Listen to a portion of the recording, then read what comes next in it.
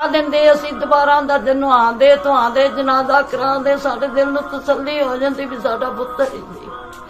ਪਰ ਇਹਨਾਂ ਸਾਨੂੰ ਕੁਛ नहीं विखाया, रुपया नाल तुल के अगले गए चले ने वे। शबीर की वालदा ने दरख्वास्त जमा करवाई थी कि मेरे बेटे की दोबारा कब्र कुशाई की जाए। इंसाफ के लिए वो दोबारा पहुंची थी, कानून का दरवाज़ा खटखटाया था कि मेरे बेटे को इंसाफ मिल सकेगा। लेकिन क्या हुआ, आज वो मुस्तरद हो गई। वो माँ दोबारा बिलकती रही, सिसकियाँ लेती रही, हुए बाहर निकाल दिया।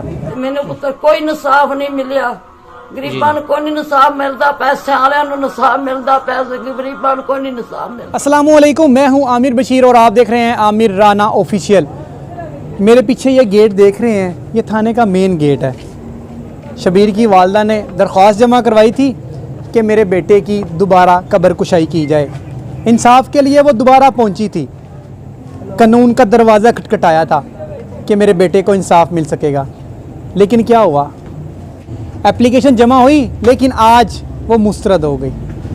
वो माँ दोबारा बिलकती रही, सिसकियाँ लेती रही, फ्रंट डेस्क पर गई, एसएचओ साहब के पास गई, इन्वेस्टिगेशन के पास गई, लेकिन उन्होंने उसे धुतकारते हुए बाहर निकाल दिया। उसकी एप्लीकेशन को ये कहकर रिजेक्ट कर दिया गया है कि आपके बेटे की कब्र कुशाई हो चुकी हुई है, इसके ऊपर दोबारा कोई कानूनी कार्रवाई नहीं हो सकेगी। उसका ये मौक़िफ़ था खातून का, और वो रो रो कर ये बता रही थी कि मैं अपने बेटे का चेहरा देखना चाहती हूँ।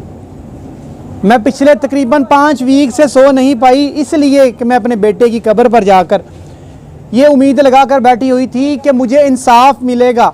मेरे बेटे की जब कब्र कुशाई होगी तो मैं उसका चेहरा देख पाऊँगी। जब आवाज़ें आ रही थी तो मैं देख पाऊँगी कि क्या मेरा बेटा वाकई ज़िंदा था या नहीं। उस माँ को कैसे नींद आ सकती है, आप ही बताएं।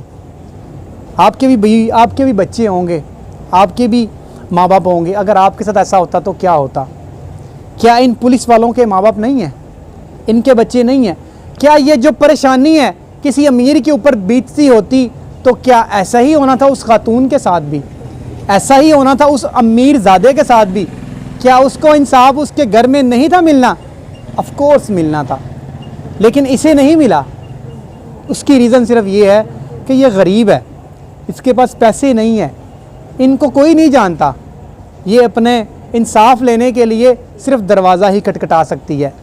आज उसकी मैं आपको दोबारा बता दूं कि जो दरख्वास्त उसने दी थी थाने के अंदर कि मेरे बेटे की कब्र कुशाई की जाए, उसको रिजेक्ट कर दिया गया है। अब देखना ये है, जो वो वालदा रो रो कर, सिसक कर, बिलक कर हर दरवाज़े पर जाकर नोक कर रही है कि मेरे बेटे की कब्र कुशाई दोबारा की जाए, क्योंकि मैंने उसको देखना है। उसके बॉडी से 2 सैंपल लिए गए हैं पार्ट्स के, एक उसकी थाई से और दूसरा उसके चेस्ट से। फोरेंसिक लेबॉरेटरी की रिपोर्ट तो आनी है 3 से 4 महीने के बाद।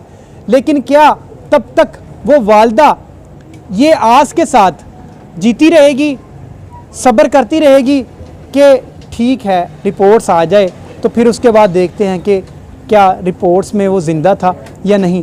वो कब से मरा हुआ था? जब उसको तदफीन की गई, तदफीन करते सार ही अगले दिन ही लोगों ने इस चीज़ को क्लियर कर दिया कि आवाज़ जो आ रही है वो कन्फर्म है। उसकी कब्र कुशाई अगर हो जाती तो क्या वो आज अपनी माँ के साथ ना होता, अपने बच्चों के साथ ना होता? उसकी जो बेगम है अपने 2 बच्चों को लेकर रोज़ाना सुबह से लेकर शाम तक उस कब्र के सराहने बैठी रहती थी। क्या उसकी मासूमियत को देखकर किसी को तरस नहीं आया? वो पुलिस वाले जो मौके पर बैठ कर पहरा देते रहे थे मुर्दा जगहों के ऊपर, कब्रिस्तान में जाकर, जिनका काम है हो रहे हैं उनको देखना, लेकिन वो किस चीज़ का पहरा दे रहे थे? कब्रिस्तान में उस कब्र को जाकर जहाँ पर वो मासूम माँ कब्र के सराहने बैठकर ज़ारों कतार रोती रहती थी, और उससे भी वो धुतकार देते थे कि यहाँ से बाहर जाओ। तकरीबन 20 से 30 फुट के फासले पर सारी रात वहाँ पर बैठकर वो गपशप करते, लेकिन वो माँ वहाँ बैठकर रोती रहती। किसी को तरस नहीं आया। 4 हफ्तों के बाद जब उसकी दाद रसी के लिए कब्र कुशाई दोबारा की गई उस वालदा की एप्लीकेशन के ऊपर, आप इमेजिन करेंगे आपके साथ क्या, उसके साथ क्या हुआ था?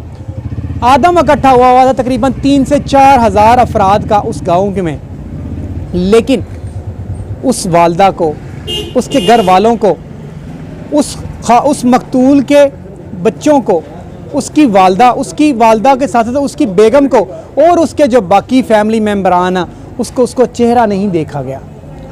कनातें लगाई गई उस कब्र के ऊपर। कब्र कुशाई करने के बाद वहाँ से उसके सैंपल लिए और फ़ौरन वहाँ से निकल गए। क्या ये है हमारा इंसाफ? इस तरह इंसाफ मिलता है? क्या किसी गरीब के मुकद्दर में सिर्फ ठोकरें ही हैं? अगर वो इंसाफ लेने के लिए इनका दरवाज़ा खटखटाता है तो क्या उसे भी इंसाफ मिलता है कि नहीं? आपको पता चल तो गया होगा कि इंसाफ यहाँ पर मिलता नहीं है, इंसाफ यहाँ पर ख़रीदना पड़ता है। जैसे ही आज इस गरीब माँ के साथ हुआ, उसने दोबारा जब एप्लीकेशन दी, उसे इत्मीनान था कि शायद मेरी एप्लीकेशन के ऊपर कुछ हो, लेकिन कुछ नहीं हुआ। दोबारा उसकी एप्लीकेशन को रिजेक्ट कर दिया गया हुआ है और बेचारी रोती धोती अपने घर चली गई है। अब देखना यह है कि वो दोबारा कब्र कुशाई के लिए हाई कोर्ट का दरवाज़ा खटखटाती है कि नहीं खटखटाती। अगर वो खटखटाएगी तो वो किस तरह, क्या वहाँ से कोर्ट की तरफ से उसे कोई इंसाफ मिल पाएगा कि नहीं मिल पाएगा? अब देखना ये है। फर्दर अपडेट इंशाल्लाह आपको देते रहेंगे, क्या उसकी फैमिली कोर्ट की तरफ मूव करती है या नहीं, क्योंकि उस फैमिली का ये आलम है कि घर में 2 वक्त का खाना भी वो बहुत मुश्किल से खाते हैं। बहुत क्रूशल इन्वायरमेंट है, बहुत क्रूशल हालात हैं उस फैमिली के। इंशाल्लाह आपको फर्दर भी अपडेट करते रहेंगे कि उस फैमिली ने अब तक, शबीर की फैमिली अब फर्दर क्या करने जा रही है, आपको आगाह करते रहेंगे। लेकिन हमने चाहा कि उस थाने के बाहर खड़े होकर आज आपको सारे हालात व वाक़यात के बारे में आगाह किया जाए कि जहाँ पर हम आते हैं इंसाफ लेने के लिए, वहाँ पर गरीबों को इंसाफ नहीं मिलता। वहाँ पर सिर्फ उनको दिलासा दिया जाता है। इंसाफ लेने के लिए लोग यहाँ नहीं आते, कानून वहाँ जाता है इंसाफ फराहम करने के लिए। इसी तरह अपने मेज़बान को इजाज़त दें। तब तक अल्लाह हाफ़िज़।